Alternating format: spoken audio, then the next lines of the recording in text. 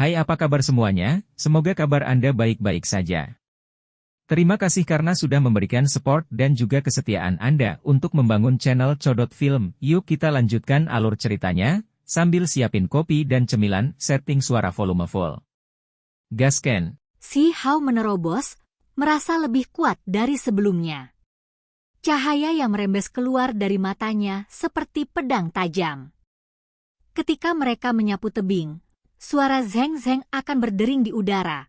Ujung tombak mengiris sepotong dinding batu. Honglong. Batu-batu besar berjatuhan ke bawah, asap dan debu membubung ke udara. Pada saat yang sama, energi darah melonjak di dalam tubuhnya. Itu terus berjuang, tiba-tiba berubah bentuk. Pada akhirnya, dengan suara AO, tubuh fisiknya mengeluarkan teriakan yang terdengar seperti raungan naga sejati. Ini bukan sesuatu yang dia lepaskan dari mulutnya, melainkan reaksi dari cangkang kedagingannya.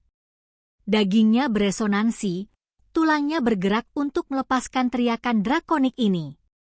Sementara itu, seberkas cahaya berdarah melonjak dari tengkoraknya seperti asap, bergegas ke atas. Itu akhirnya membentuk naga sejati yang menyebarkan awan dan mengabaikan dunia. Ini bahkan Qi Daolin ketakutan, matanya menjadi dalam saat dia menatap Si Hao, ingin melihat melalui ini. Sementara itu, rambut hitam Si Hao berserakan, tubuhnya bersinar inci demi inci. Gelombang fluktuasi yang sangat mengejutkan menyebar dari tubuhnya. Sementara itu, naga sejati yang terbuat dari energi darah naik ke udara, melepaskan tangisan drakonik yang tak ada habisnya. Pada saat ini, langit bergoyang dan bumi bergetar.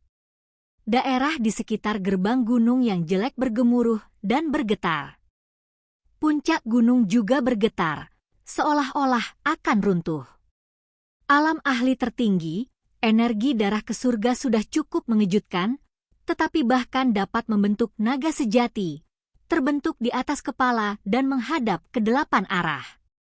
Berapa banyak orang yang telah menghasilkan fenomena tidak teratur ini sejak zaman kuno? Inilah alasan mengapa Qi Daolin terkejut. Dari mereka yang mencapai ini, jika mereka bukan leluhur kuno yang menyempurnakan tubuh, maka mereka adalah eksentrik yang melahap buah-buahan menakjubkan di langit dan bumi. Dia tidak pernah berpikir bahwa Si Hao juga akan dapat mencapai langkah ini. Segera setelah itu, naga sejati berwarna darah menuki ke bawah, berputar di sekitar Si Hao dan dengan erat mengikatnya. Kemudian, itu memasuki tubuhnya, membuat permukaan tubuhnya semakin cemerlang seperti batu permata atau emas abadi. Bagus sekali. Qi Daolin mengangguk. Mampu mendapatkan jenis pujian ini adalah hal yang belum pernah terjadi sebelumnya. Mereka yang memahaminya semua tahu bahwa Master Dao terkenal ini jarang memuji orang lain. Tuan Dao, saya ingin melihat-lihat dunia luar, kata Si Hao. Pergilah. Tidak perlu merasa was-was tentang apapun. Qi Daolin mengangguk dan mengungkapkan senyum hangat. Dunia luar sedang dalam keributan besar. Pakar klan surgawi telah tiba karena setelah mendapatkan peringatan dan mengetahui bahwa batu ajaib yang dipelihara oleh langit dan bumi ditemukan di dalam biji provinsi api, level yang lebih tinggi juga terkejut. Sumber energi berputar di sekitarnya, memelihara benih abadi. Jenis harta karun tertinggi ini, yang jarang terlihat sejak masa lampau, adalah sesuatu yang akan membuat mata sekte besar manapun menjadi merah karena keserakahan. Ada dewa surgawi alami yang keluar dari isolasi, apalagi lebih dari satu. Mereka dengan cepat bergegas. Sayangnya, mereka terlambat. Ketika mereka bergegas, mereka mengetahui bahwa objek ilahi telah hilang. Mereka langsung menjadi gila. Hanya dalam waktu 2 hari, ada raungan dewa surgawi yang mengguncang bulan. Setelah meninggalkan Yuyu dan Yun 11 dengan Akademi Dewi, mereka bergegas ke padang rumput Provinsi Api, hampir menjungkir balikan seluruh tempat itu. Mereka meledak dengan kemarahan yang menggelegar. Ini adalah kerugian yang tidak mungkin dihitung, yang bahkan sulit ditanggung oleh klan surgawi. Jenis benih abadi itu mengandung peluang alami yang terlalu besar. Itu terlalu penting untuk sebuah klan.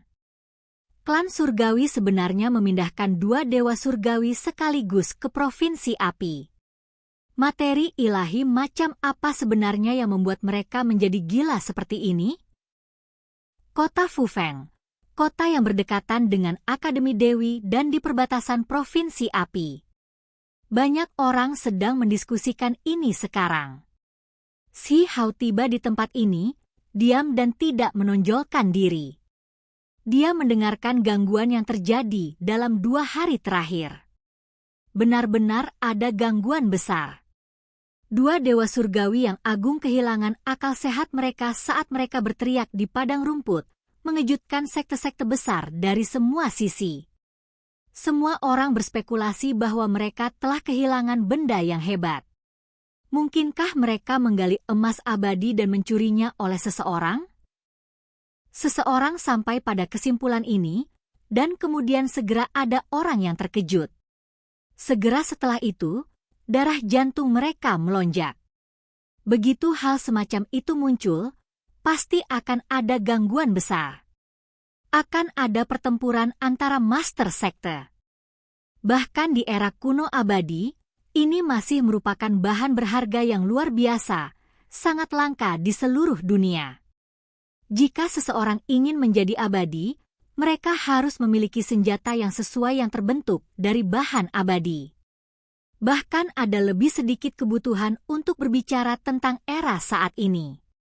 Bahan surgawi itu telah lama mengering. Hampir tidak mungkin ditemukan bahkan hanya 1 bagian. Kota Fufeng berisik dengan keributan. Ada orang-orang dari semua perdagangan dan ras.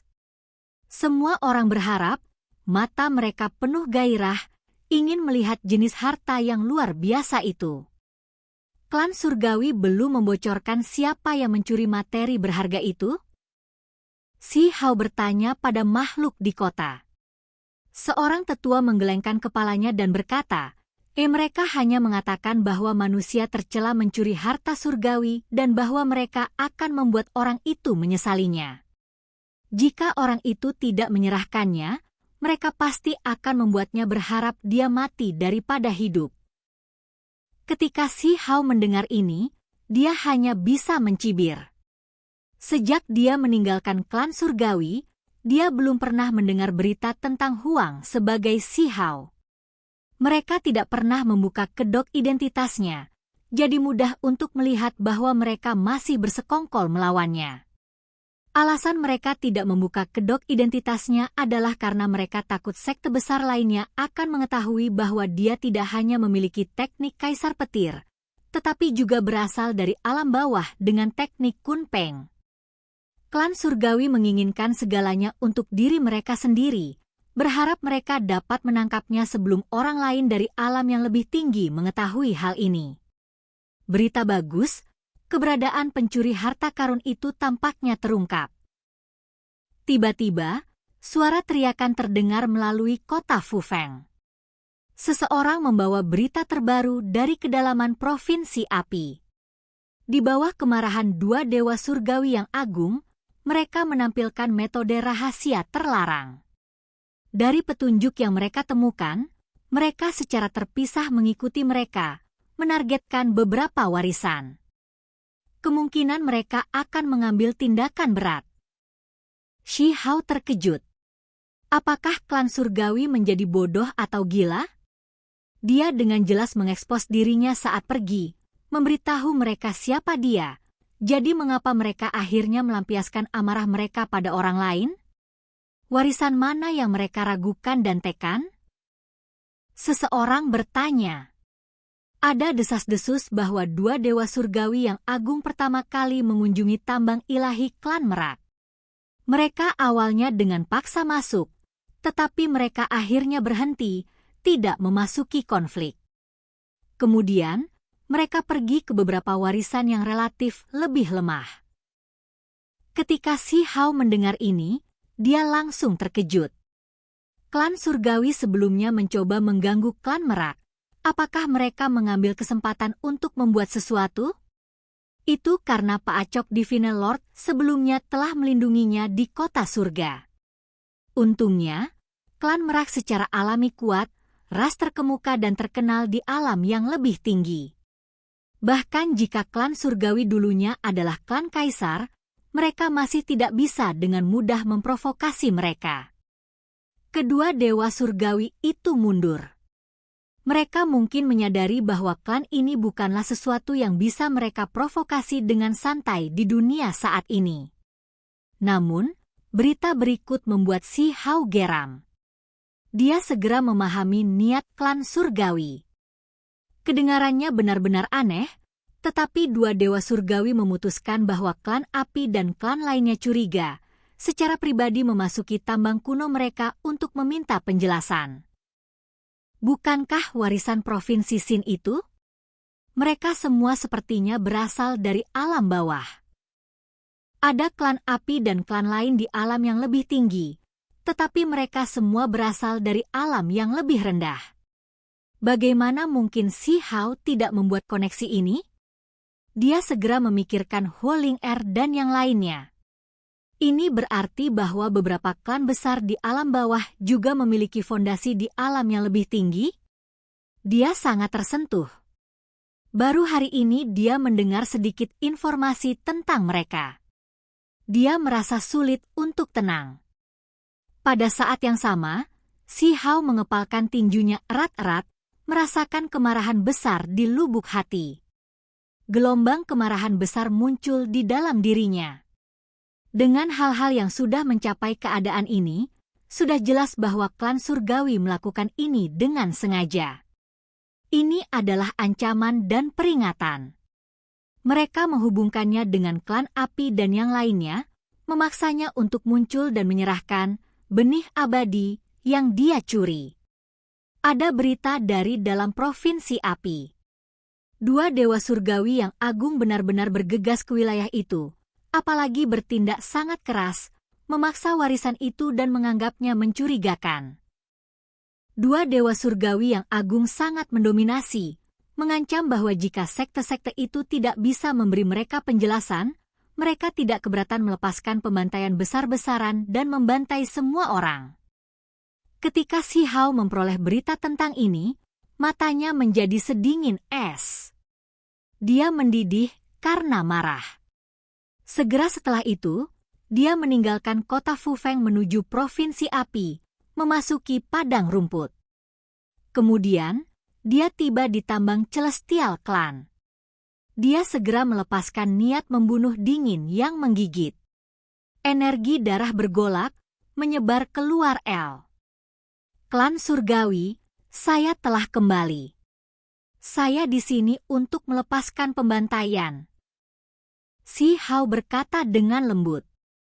Tempat yang dia masuki pertama kali adalah tambang skala menengah. Ada ahli alam api ilahi yang mengawasi tempat ini, tetapi tidak ada dewa sejati. Tubuhnya bersinar seperti dikelilingi oleh api yang mengamuk, menelan langit. Dari kejauhan, seolah-olah dewa perang telah turun di dunia ini. Api emas menyapu ke langit, dan suara gemuruh bergema di tempat ini. Siapa ini? Para ahli di sini merasakan sesuatu, disiagakan. Mereka segera bergegas. Ada dua ahli alam api ilahi di sini secara total. Ketika mereka melihat Si Hao, mereka terkejut, karena mereka mengenalinya. Bukankah ini Huang? Dia bahkan mengungkapkan penampilan aslinya tanpa menyembunyikan apapun. Kamu masih berani muncul? Haha, kamu benar-benar mencari kematian, mengirimkan dirimu kepada kami. Keduanya tertawa, merasa khawatir dan bahagia. Mereka benar-benar bertemu dengan Huang. Jika mereka menangkapnya, mereka pasti akan diberi imbalan atas kontribusi besar mereka. Namun, Segera setelah itu, mereka mulai menggigil dalam hati. Jika Huang berani datang ke sini, maka itu berarti dia memiliki kepercayaan diri, tidak takut pada mereka. Mereka tidak bisa membantu tetapi gemetar dan menjadi waspada. Rambut kepala Si Hao mulai bersinar saat tersebar ke bawah. Matanya bersinar seperti lampu emas. Kedua dewa menemukan dengan terkejut bahwa tidak ada kelicikan untuk dilihat. Si Hao malah langsung menyerbu mereka. Membunuh. Keduanya saling memandang, dan kemudian mereka menghasilkan artefak berharga untuk menyerang Si Hao pada saat yang sama. Teks tulang terjalin rapat, segera menutupi padang rumput. Mereka ingin menekannya dengan alam kultivasi mereka yang lebih tinggi. Sesuatu yang mengejutkan terjadi.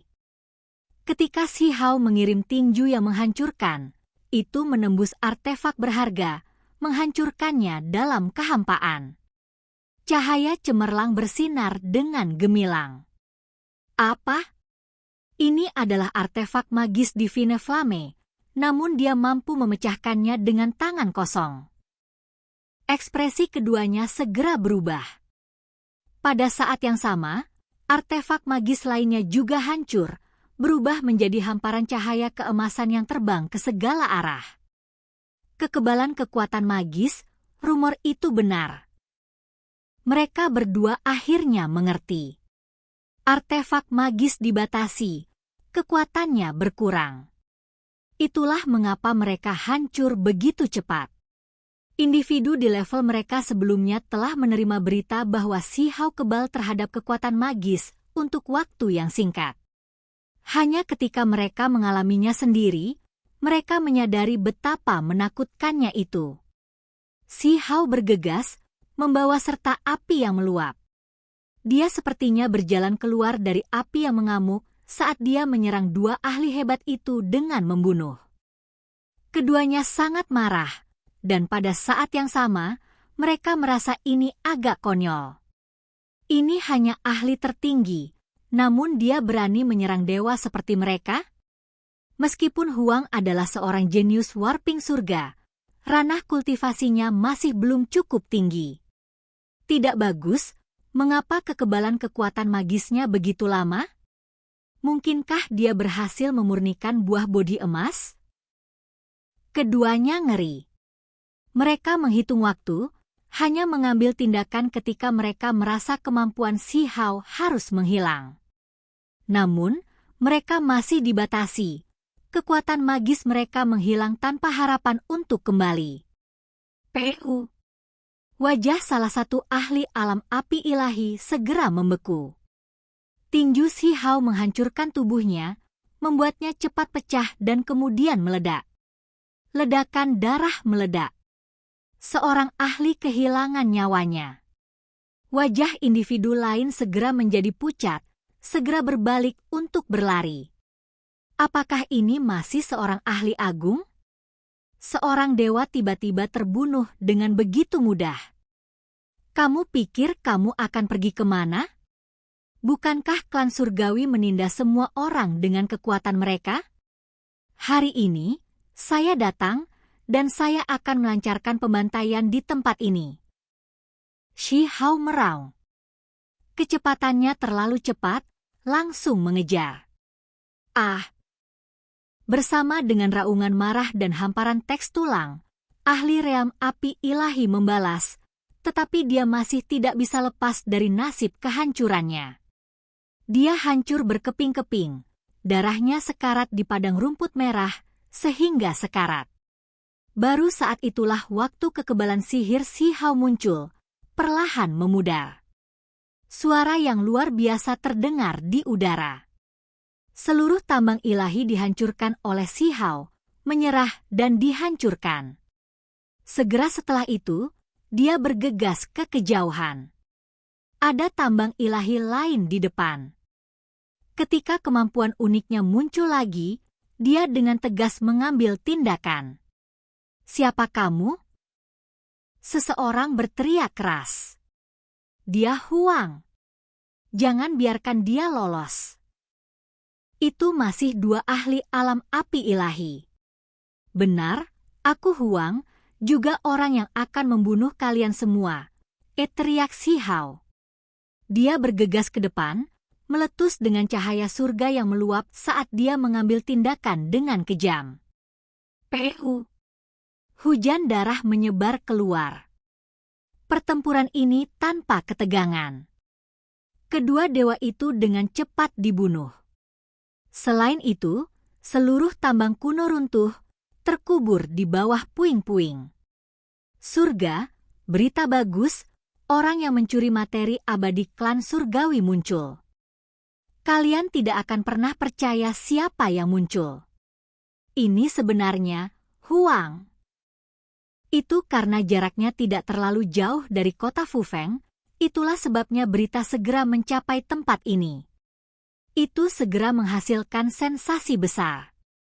Huang mengambil tindakan lagi, melepaskan pembantaian besar-besaran, terus-menerus menghancurkan 8 tambang ilahi klan surgawi dan masih terus berjalan.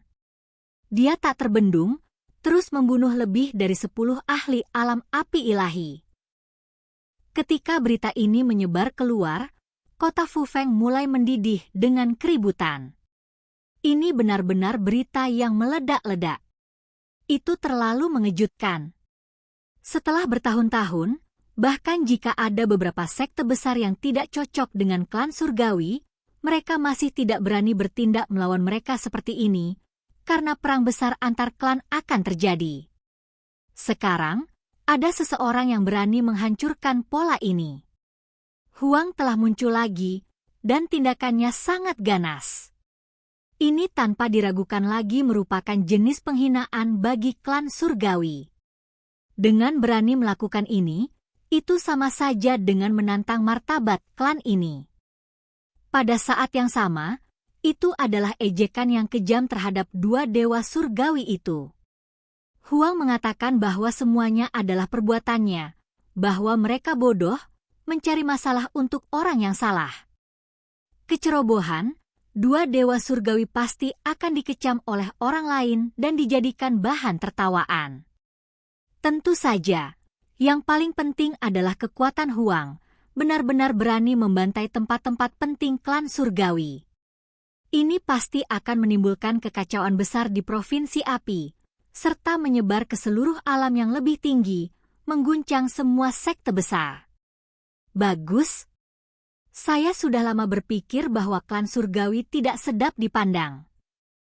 Membunuh. Hal-hal harus dilakukan seperti ini. Ada banyak orang yang tergugah, menjadi bersemangat juga. Oke guys, jangan lupa like, comment, share, and subscribe di channel Codot Film. See you next video, peace out and bye-bye.